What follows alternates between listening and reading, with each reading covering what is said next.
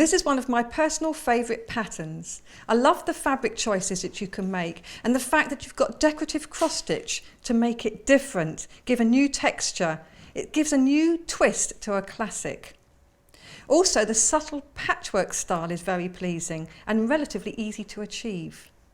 It's Simplicity 1633 and I'm going to make View B the striped cushion. The first step is to get the pattern instruction sheet out and take a look and see what pieces you need. All of the pieces are numbered and listed so that you can see. You look at the view you're going to make. This time I'm making View B, a 20-inch cushion, and I will need all of the pieces that have View B next to them. So I have ringed the layout I'm going to follow. The first step is to cut out the pattern pieces that you need. So I need 1, 3, 4, 5, 6, 7. And I'm going to cut them on a single layer of fabric as it shows here on the pattern sheet. And it also shows me the directional arrows which will be on the tissue pieces and they have to be parallel to the selvage. This is important for two reasons. Generally because it makes sure you cut on a straight of grain so there's no unwanted stretch. And in this instance it's particularly important because I have striped pieces. Some are going to have horizontal stripes, some are going to have vertical stripes, and this just makes sure that the right ones are cut in the right way without me having to think about it. Here are two of the pieces ready cut out. As you can see, the grain line, which was parallel to the selvage edge, actually is also in line with my stripes. Same on this one, I've got a vertical line and vertical stripes. Now I'm going to join them together by matching my notches. So again, I've cut the notches outwards, not into the seam allowance. This is the cutting line, this is the stitching line. So on this instance, I'm going to put them right sides together. I match my notches, pin them at right angles so that when I'm sewing, I can whip those pins out. So I shall be sewing down with the seam allowance as shown here, which is about 1 centimetre. Sew that edge to make my one strip, and then that will then join on to some of the other strips. Ready to sew this seam, I have moved my needle over to the left to get my 1 centimetre seam allowance so I can use the edge of the presser foot. Alternatively, of course, I could have used the markings on the throat plate here. So just forward and back to lock the stitches and then sew the seam. And I am pulling the pins out as I get to them.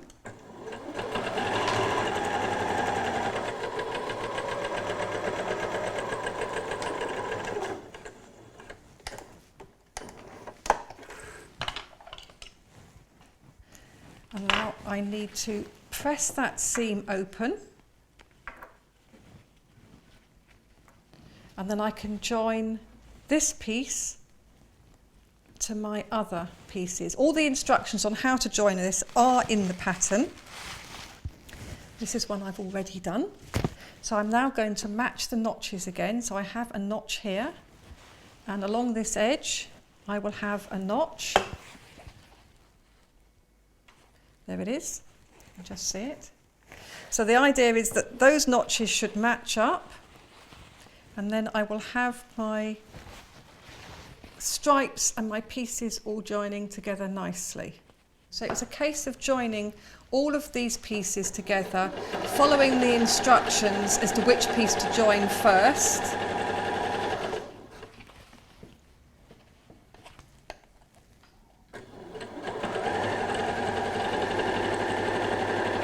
So now that's my one panel. I'm going to press those seams and then I'm ready to add the very special detail on this particular cushion, which is cross stitch. And I'm going to do the cross stitch over the seams. I'm going to show you how to do it very quickly rather than stitch by stitch. And I'm going to use a white thread. Of course, you could use a coloured thread as well. So I'll show you how that looks. So just a real contrast to make it a real splash of colour that could perhaps pick out some tone in your decor. But the first thing to do is to press those seams, and you should always press a seam before you stitch over it again. I'm now going to do the cross stitch, and I'm going to do it very quickly in rows as opposed to each stitch as a cross. So I put a knot in my thread and come up from the underside. The seam is down here, so I'm just going to go across, and I'm actually doing stitches that are going to be quite big, and they are about 1/4 inch or 6mm either side of the seam. So I've gone from the top left down to the bottom right, straight across to the left again, pull that through, and go down again. And so I'm just going to start off with a series of diagonal lines, and I keep on going down. And you can do all of the seams, some of the seams. You can do this in a thread colour like I have done here, which is a white to pick up the white stripe, or of course you can do it in a contrast colour.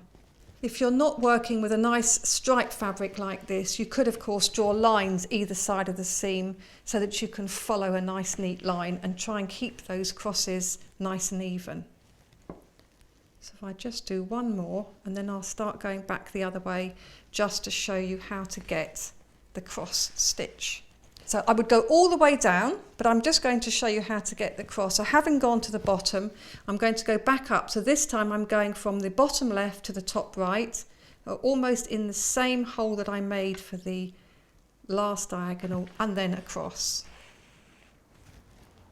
Bottom, top right, and across.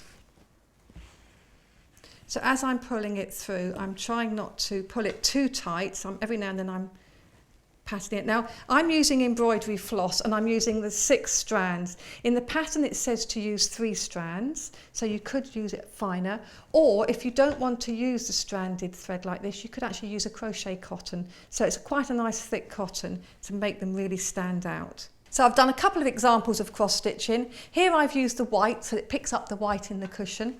And here I've used a real contrast of red to really zing out. So it's entirely up to you what you do. And also the size of the cross stitches. So here they're fairly small and neat. They've been pressed as well. Or on the white again, you can see they're bigger. So again, you decide, that's up to you. It's the beauty of making your own things.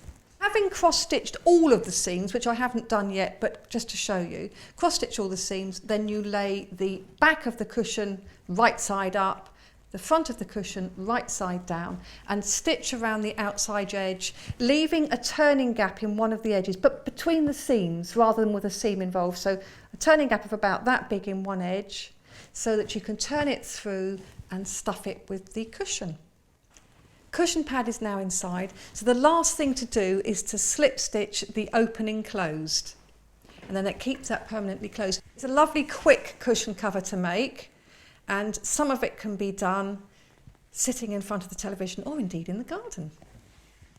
Then doing the same, go along just a couple of millimetres and bring it back to the front edge, slipping the needle along the fold and bringing it back to the other side, and then doing the same. Go along just a couple of millimetres and bring it back to the front edge,